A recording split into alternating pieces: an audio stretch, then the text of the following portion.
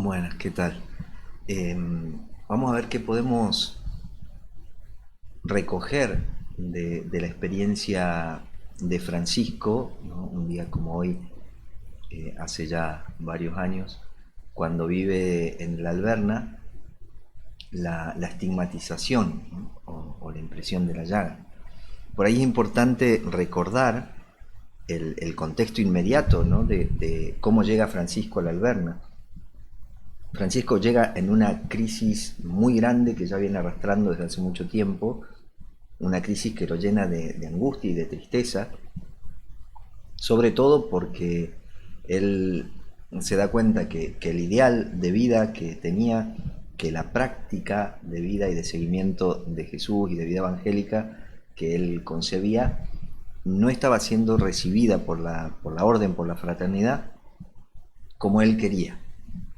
Y entonces eso le genera mucha angustia, mucha tristeza, mucho dolor. Y así llega a la Alberna para vivir esa cuaresma de San Miguel y realmente lo vive con muchísima intensidad, ¿no? Y todo se parece intensificarse, ¿no? Parece agravarse más por el silencio y por la soledad, ¿no? Cuando él deja que todo eso que estaba viviendo resuene fuerte en él, escuchándolo desde la soledad y el silencio, naturalmente se va como haciendo carne también esa experiencia. En un momento, León ve que Francisco repite esa oración que nosotros seguramente rezamos varias veces: ¿quién eres tú, Altísimo Señor, y quién soy yo, gusanito servidor? Entonces después, cuando se encuentran, Francisco y León, Francisco le explica qué es lo que pasaba, qué estaba pasando en ese momento. Y el texto dice esto: has de saber, hermano, ovejuela de Jesucristo, que cuando yo decía las palabras que tú escuchaste, mi alma era iluminada con dos luces. Una me daba la noticia y el conocimiento del Creador, la otra me daba el conocimiento de mí mismo. Cuando yo decía, ¿quién eres tú, dulcísimo Dios mío?, me hallaba invadido por una luz de contemplación en la cual yo veía el abismo de la infinita bondad, sabiduría y omnipotencia de Dios. Y cuando yo decía, ¿quién soy yo, gusanito servidor?, la otra luz de contemplación me hacía ver el fondo deplorable de mi vileza, de mi miseria. Por eso decía, ¿quién eres tú, Señor de infinita bondad, sabiduría y omnipotencia, que te dignas visitarme a mí, que soy un gusano vil y abominable?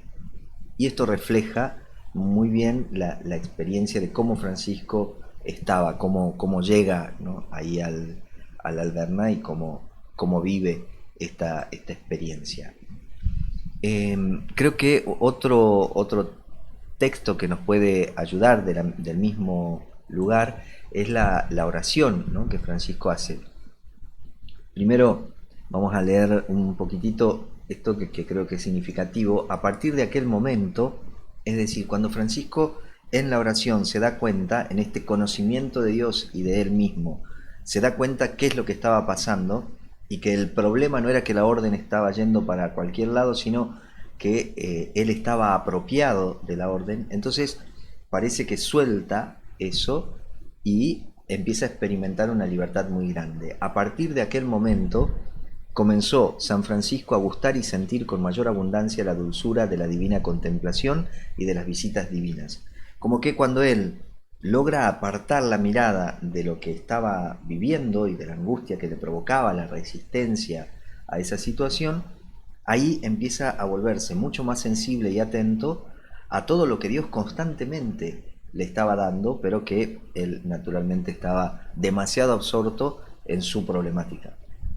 Cuando logra de nuevo fijar la mirada en Jesús, le hace esta oración: Señor Jesucristo, dos gracias te pido, me concedas antes de mi muerte. La primera, que yo experimente en vida, en el alma y en el cuerpo, es decir, en la totalidad de lo que soy, aquel dolor que tú, dulce Jesús, soportaste en la hora de tu acerbísima pasión. La segunda, que yo experimente en mi corazón, en la medida posible, aquel amor sin medida en que tu Hijo, tú, Hijo de Dios, ardías cuando te ofreciste a sufrir de tantos padecimientos por nosotros pecadores. Dos gracias le pide. Primero, el poder soportar, cargar en él los dolores de la muerte de Jesús, de la pasión de Jesús, que eso responde a un deseo de martirio que Francisco traía desde hacía muchísimos años. Y lo segundo, le pide lo que hace posible soportar cualquier dolor, que es el amor. O sea, el amor es lo que él ve, descubre, contempla, de que es lo que ha hecho que el Hijo de Dios soportase, como soportó, la pasión por nosotros. Entonces le pide las dos cosas. Le pide todo el dolor y le pide el amor en la medida en que me sea posible. Porque si bien Dios se da totalmente, y el amor que Dios nos da es un amor total, la capacidad que nosotros tenemos para recibirlo es con medida. Entonces Él dice que yo pueda experimentar ese amor en la medida de lo posible, o sea, en la medida que tengo yo. Bueno, ahí después tiene la experiencia de la estigmatización, que creo que San Buenaventura, la biografía que escribe, lo refleja bastante bien, ¿no? Dice, estaba sumamente admirado ante una visión tan misteriosa, ¿no? El Jesús que se le aparece crucificado en forma de serafín, de un ángel, sabiendo que el dolor de la pasión de ningún modo puede avenirse con la dicha inmortal de un serafín. Por fin el Señor le dio a entender que aquella visión le había sido presentada así por la divina providencia para que el amigo de Cristo supiera de antemano que había de ser transformado totalmente en la imagen de Cristo crucificado, no por el martirio de la carne, sino por el incendio del Espíritu. Así sucedió, porque al desaparecer la visión, dejó en su corazón un ardor maravilloso, y no menos maravillosa la efigie de las señales que imprimió en su carne. Buenaventura tiene mucho cuidado de dejar muy claro que la verdadera transformación comienza y se realiza en el interior. Lo otro, lo externo, los estigmas que se veían en el cuerpo de Francisco, era simplemente el signo, las señales de lo que había pasado adentro. Francisco había sido totalmente transformado y unido al amor de Jesús, al amor del Padre, y se manifestaba, se expresaba con los signos de la pasión, con los signos de la cruz.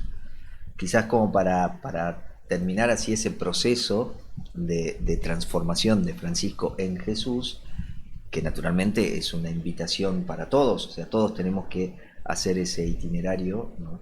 de volvernos cada vez más el rostro de Jesús, diría Santa Clara, diría, en el espejo que es Jesús, mirá reflejado tu rostro. O sea, en Jesús nosotros tenemos que ir identificándonos, reconociéndonos cada vez más para terminar totalmente identificados en Él, ¿no? Que esa es la voluntad del Padre, ¿no? La voluntad del Padre para que volvamos a Él es que pasemos por el Hijo, ¿no? Que vayamos asumiendo lo que Jesús nos mostró.